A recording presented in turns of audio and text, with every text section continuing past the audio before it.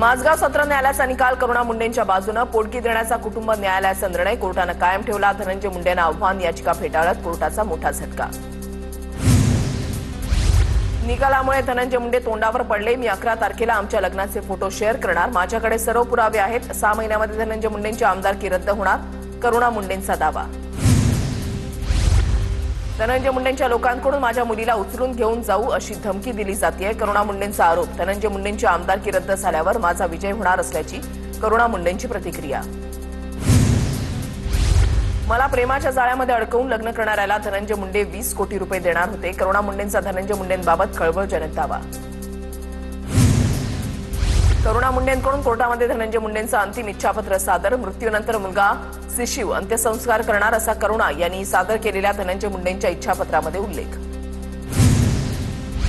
मी करुणा आणि माझ्या दोन्ही मुलांसोबत राहणार, करुणा मुंडेंनी सादर केल्या धनंजय मुंडेंच्या स्वीकृती पत्रातून दावा।